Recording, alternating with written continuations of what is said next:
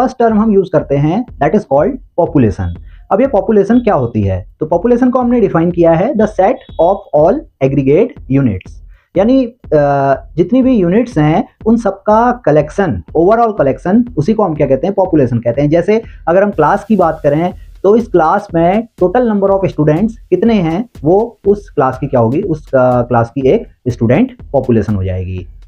Next term है population size. अब population size क्या होगा? पॉपुलेशन में जितने भी नंबर ऑफ यूनिट्स हैं उनको हम कैपिटल एन से डिनोट करते हैं और ये कैपिटल एन क्या कहलाता है? पॉपुलेशन साइज कहलाता है, या साइज ऑफ पॉपुलेशन हम इसे कहते हैं। जैसे क्लास में अगर 100 स्टूडेंट्स हैं तो इस क्लास का जो पॉपुलेशन साइज होगा वो 100 यूनिट का होगा।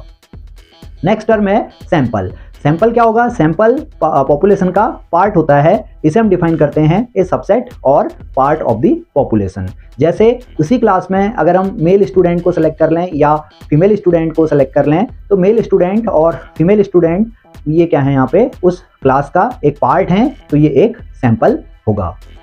जो नेक्स्ट टर्म है that is called sample size. अब सैंपल साइज क्या होगा? सैंपल साइज में सैंपल में जितनी भी यूनिट्स हैं तो total number of units in a sample, वही हमारा क्या है? सैंपल साइज है। जैसे अगर 100 स्टूडेंट में से 40 स्टूडेंट मेल्स हैं तो इसका मतलब जो मेल स्टूडेंट का सैंपल है वो उसका सैंपल साइज कितना है? 40 यूनिट का है।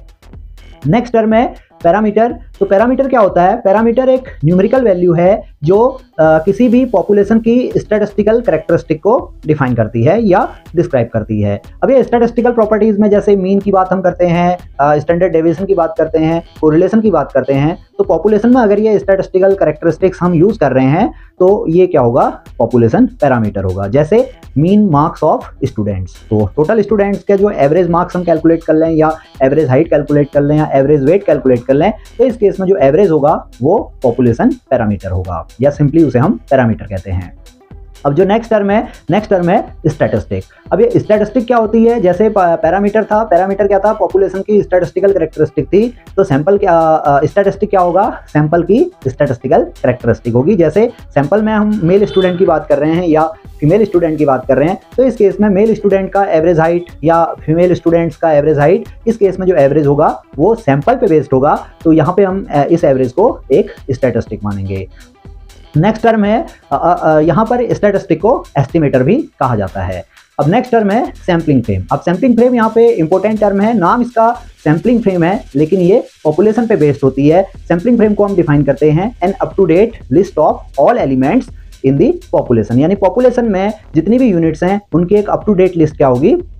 एक सैम्पलिंग फ्रेम होगी। जैसे क्लास